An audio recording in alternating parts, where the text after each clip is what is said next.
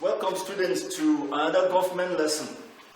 In our last lesson, we discussed on foreign policy, we discussed on the factors that influence Nigeria's foreign policy. We've also discussed the different objectives of Nigeria's foreign policy. I gave you an assignment. The assignment is on Nigeria's foreign policy from independence. And students are expected to explain the nature of Nigeria's foreign policy from independence to date. Now, what is expected of students is just to run through the different regimes or the dispensations from independence. And let me just give us a clue. And I want to quickly apologize, just as I've said earlier on that. The WhatsApp number I gave you is not yet visible. Honestly, I'm still working on it. I want to apologize. But what you need to do, the email address is still functional. Please, you can send it to the email address. Now, what you're expected to do in that assignment is to just run through the regimes from 1960. Now, what you need to do is to start with Abubakar Tafawa Balewa from 1960 to 1966. In fact, you can match it with Agui Ironsi, because the regime of Agui Ironsi was just from January 29 down to January 15 and then to July 29. Now just put them together and then you move to the next one is Yakubu Gowon, which runs from 1966 to 1975. And then we move to the next regime, which is Murtala Mohammed Obasanjo regime.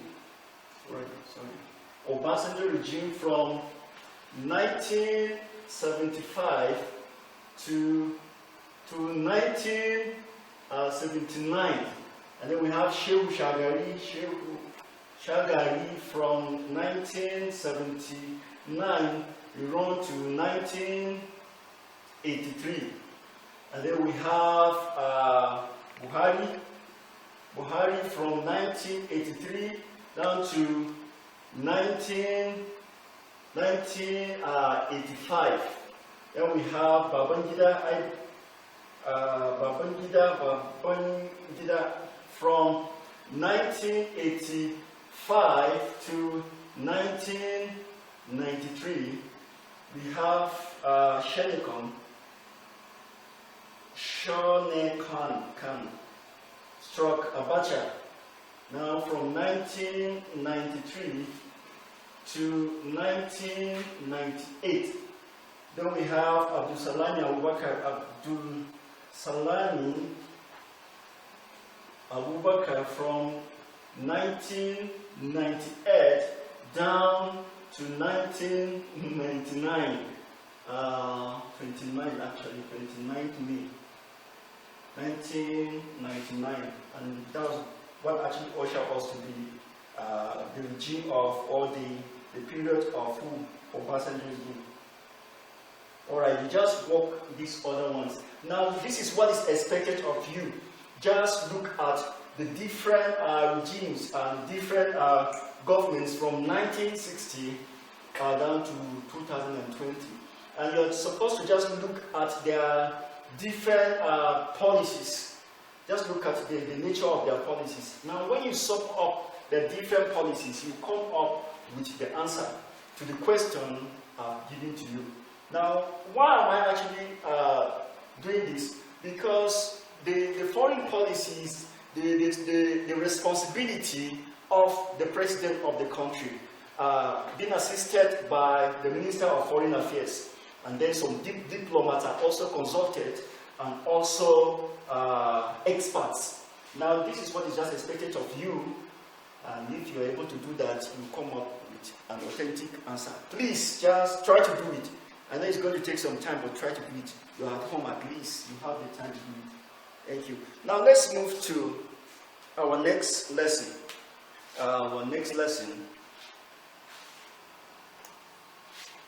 The topic is non-aligned movement. Non-aligned movement. Now, if you are actually following, in the last lesson we had on Nigeria's foreign policy, I think this is the last point we actually discussed. We look at one of the objectives of Nigerian foreign policy as not to align with, to just assume a neutral posture in the face of the Cold War between the Eastern Bloc, that is the socialist bloc, and then the capitalist bloc, which is the Western bloc. Now, the topic we have is actually the last point in the objective of Nigeria's foreign policy, that is non-aligned movement. Now, let's look at our performance objective. All right, just follow. I may not see anything on it, but just look at it. All right, so let's go quickly to the definition of non-aligned movement. Now, this is the neutral posture of some countries, mostly African and Asian countries, in the face of ideological difference and rivalry between the socialist Eastern Bloc and then the capitalist Western Bloc. Now, after the Second World War, two superpowers actually emerged. We have the USSR, that is the Union of the Soviet Socialist Republics, and then we have the United States of America. Now, the USSR actually believes in socialism, and the United States of America believes in capitalism. Now, these two ideologies were actually not friendly to one another. And some of the countries of Africa and the Asian countries came together and said, look, if we must bring an end to this conflict between these two superpowers, we must not align, we must not agree, we must not fall, we must not back any of these superpowers. Because if we do that, it will result in world peace. Now, that was actually what led to what we call non-aligned movement. So, many Asian countries and also African countries came together and formed this movement. All right. Now, origin of non-aligned movement. We say in April 1955, the heads of state of 29 Asian and African countries, many of them newly independent, gathered in Bandung to chart a course for peaceful coexistence and mutual respect between all nations. The conference was hosted by Indonesian President Sukarno. Now, the non-aligned movement had its origin in the Bandung Conference of April 1955 in Indonesia, inspired by three world leaders. Please let's look at the name. Jawaharlal Nehru of India, we have Joseph Tito of Yugoslavia, and Abdel Nasser of Egypt. These were the three leaders of the non-aligned movement. So Bandung formulated the concept of non-alignment based on the third world desire not to become involved in the East-West ideological confrontation of the Cold War, just as I've said earlier, and to focus instead on what national independence struggles, the alleviation of poverty in Africa and Asian countries, and economic development of these different countries. These principles were adopted at the founding non-aligned summit in Belgrade in 1961, whereas NAM, that is non-aligned movement, started with 25 members in 1961. It has now expanded to 115 developing member countries, which constitute nearly two-thirds of the United Nations. Of course, the United Nations have how many countries? The United Nations have 193 member countries.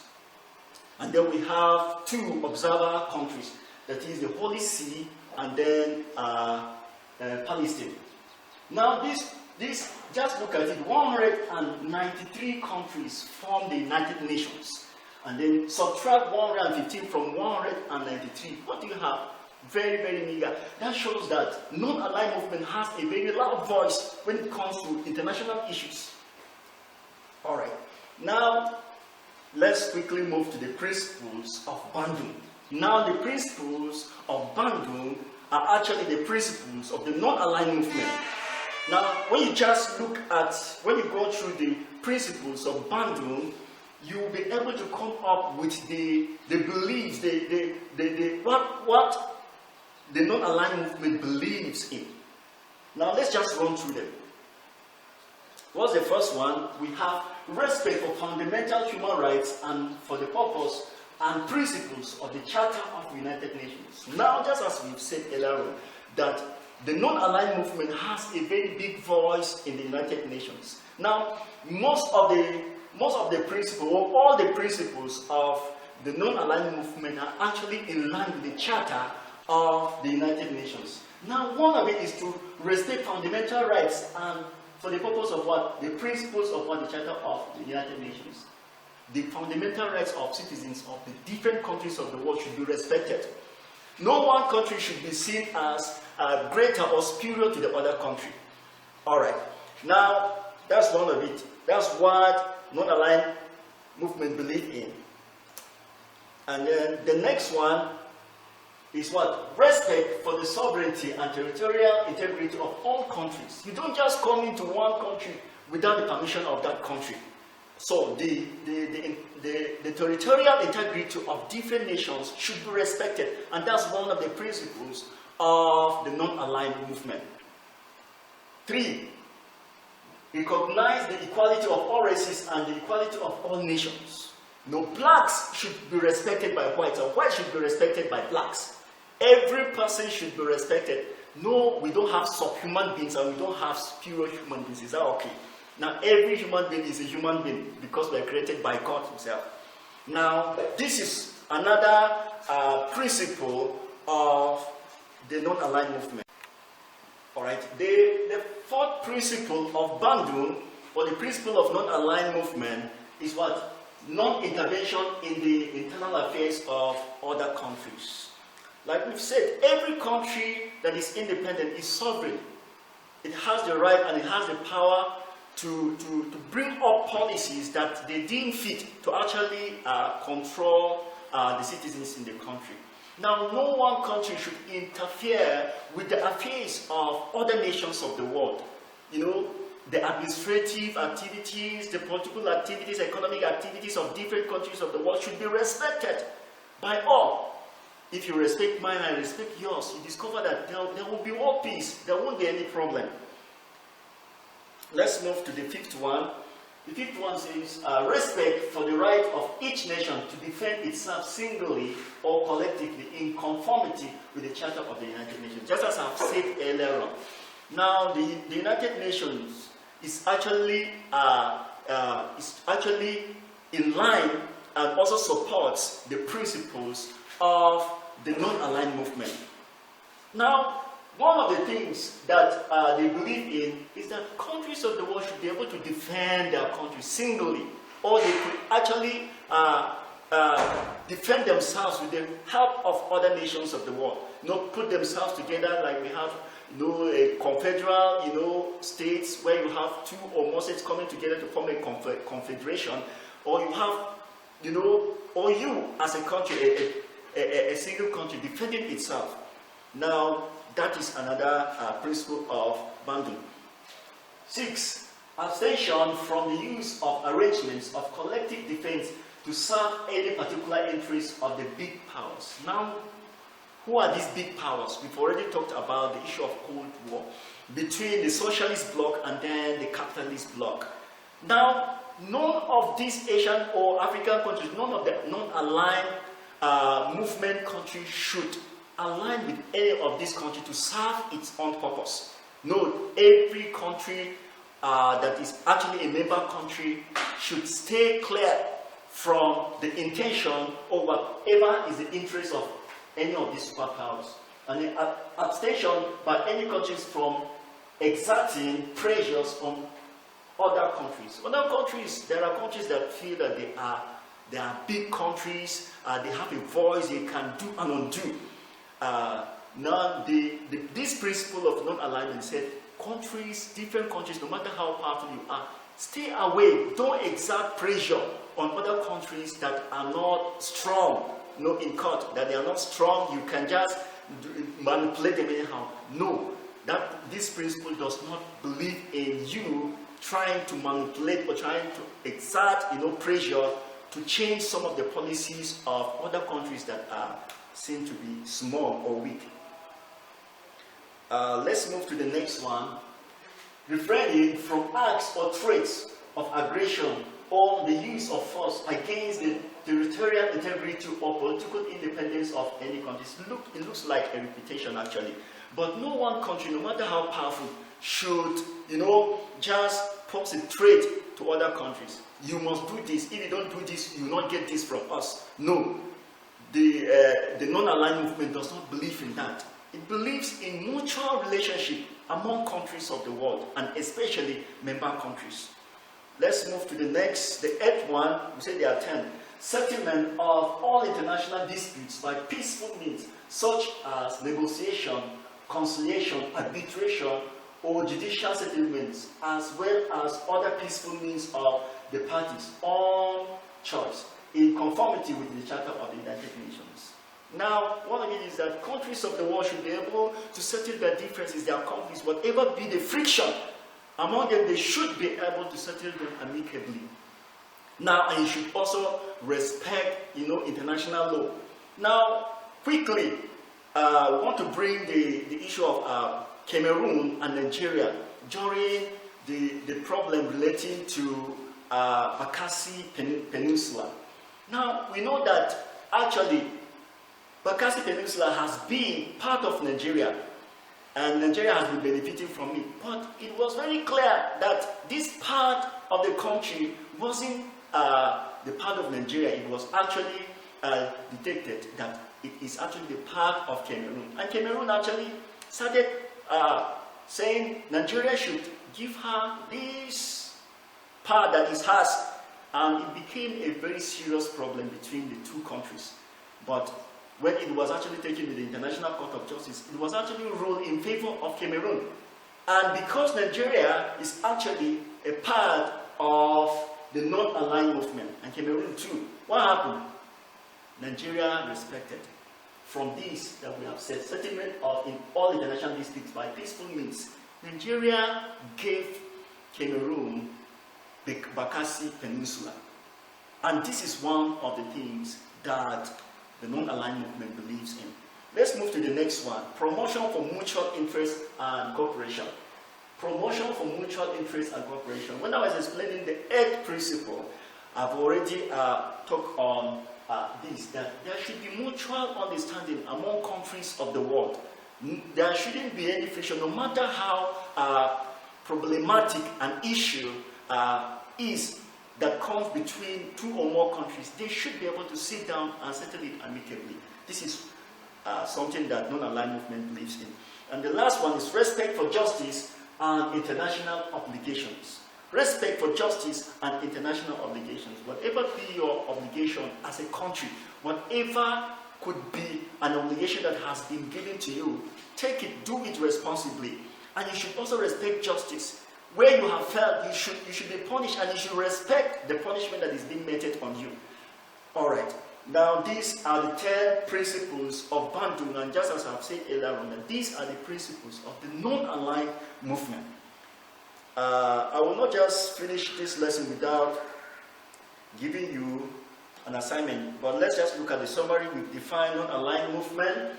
We've also looked at we've discussed the origin of non-aligned movement, and we've looked at the 10 principles of Bandung.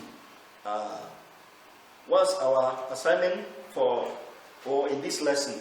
So, the assignment is, students are expected to assess the effectiveness of non-alignment in foreign politics. Assess the effectiveness of non-alignment in foreign politics. Just one assignment. I know some of you say, why one? Don't worry. When you start, attempting, you know that it is not only one. You need to actually work. Please, students, try and do this assignment. When we meet in our next lesson, we will discuss it together with you. But please, like I've said earlier on, that my email address is still available. We're still working on the WhatsApp number. Please, I'm very sorry for that. I'll write it again. Please get the email address.